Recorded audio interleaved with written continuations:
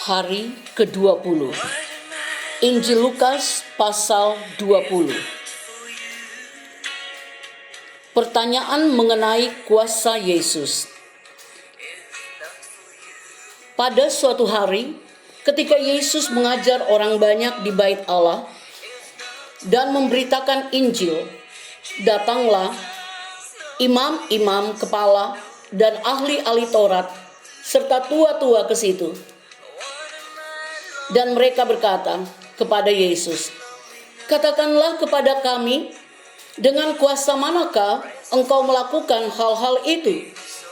Dan siapa yang memberikan kuasa itu kepadamu?" Jawab Yesus kepada mereka, "Aku juga akan mengajukan suatu pertanyaan kepada kamu. Katakanlah kepadaku, baptisan Yohanes itu dari sorga atau dari manusia?"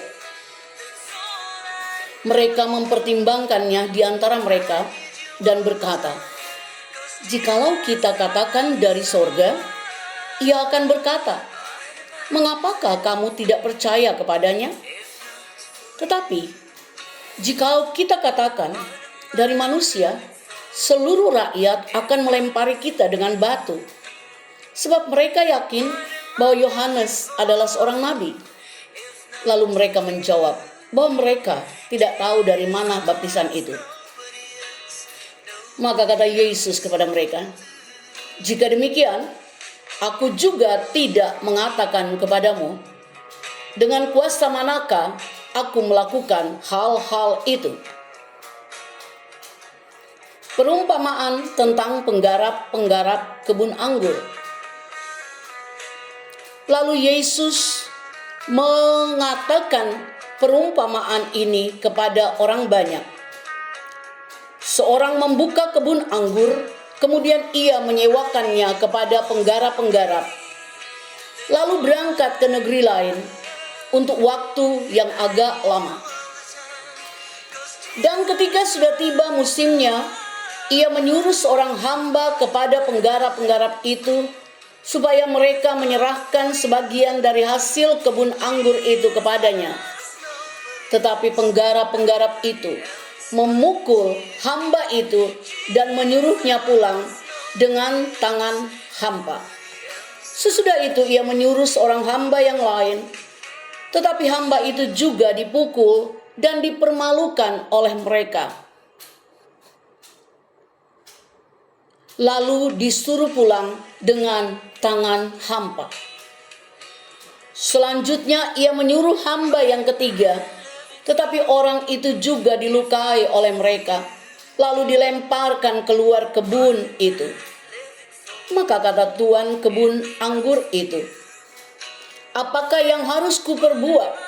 Aku akan menyuruh anakku yang kekasih." Tentu ia mereka segani.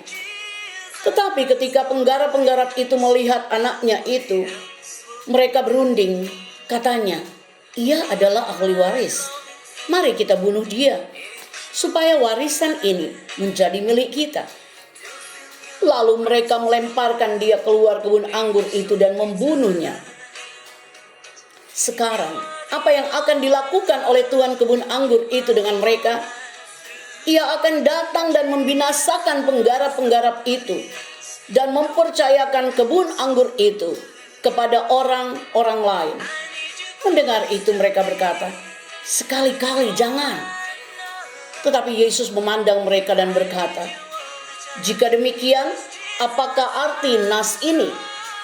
Batu yang dibuang oleh tukang-tukang bangunan telah menjadi batu penjuru. Barang siapa jatuh ke atas batu itu, ia akan hancur.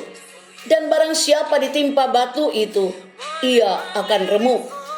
Lalu ahli-ahli Taurat dan imam-imam kepala berusaha menangkap dia pada saat itu juga, sebab mereka tahu bahwa merekalah yang dimaksudkannya dengan perumpamaan itu, tetapi mereka takut kepada orang banyak.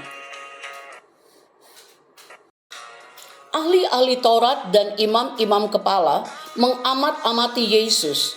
Mereka menyuruh kepadanya mata-mata yang berlaku seolah-olah orang jujur, supaya mereka dapat menjeratnya dengan suatu pertanyaan dan menyerahkannya kepada wewenang dan kuasa wali negeri.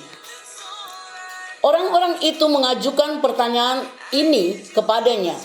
Guru, kami tahu bahwa segala perkataan dan pengajaranmu benar, dan engkau tidak mencari muka, melainkan dengan jujur mengajar jalan Allah. Apakah kami diperbolehkan membayar pajak kepada kaisar atau tidak? Tetapi Yesus mengetahui maksud mereka yang licik itu, lalu berkata kepada mereka, tunjukkanlah kepadaku suatu dinar. Gambar dan tulisan siapakah ada padanya? Jawab mereka, gambar dan tulisan kaisar. Lalu kata Yesus kepada mereka, kalau begitu, berikanlah kepada kaisar apa yang wajib kamu berikan kepada kaisar, dan kepada Allah apa yang wajib kamu berikan kepada Allah. Dan mereka tidak dapat menjerat dia dalam perkataannya di depan orang banyak. Mereka heran akan jawabnya itu dan mereka diam. Pertanyaan orang Saduki tentang kebangkitan.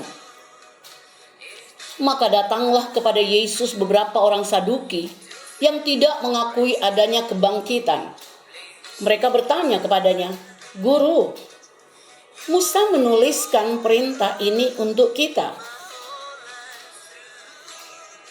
Jika seorang yang mempunyai saudara laki-laki mati, sedang istrinya masih ada, tetapi ia tidak meninggalkan anak, saudaranya harus kawin dengan istrinya itu dan membangkitkan keturunan bagi saudaranya itu. Adalah 7 orang bersaudara. Yang pertama kawin dengan seorang perempuan lalu mati dengan tidak meninggalkan anak. Lalu perempuan itu dikawini oleh yang kedua dan oleh yang ketiga. Dan demikianlah berturut-turut oleh ke-7 saudara itu.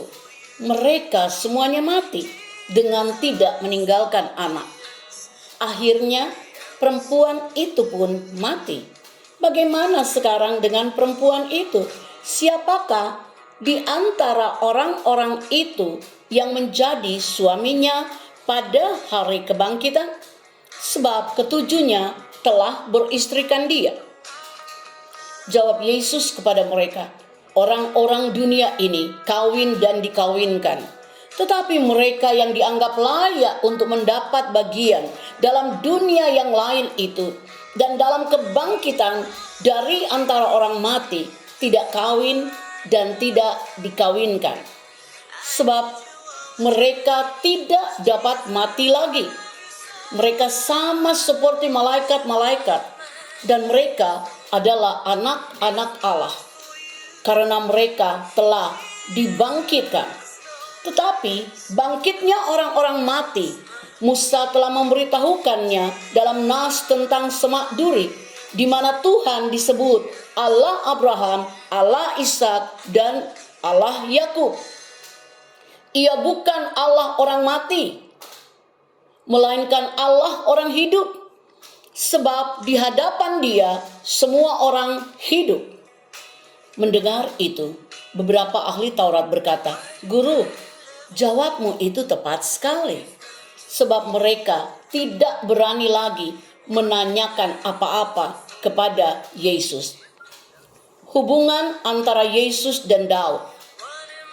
Tetapi Yesus berkata kepada mereka, bagaimanakah orang dapat mengatakan bahwa Mesias adalah anak Daud?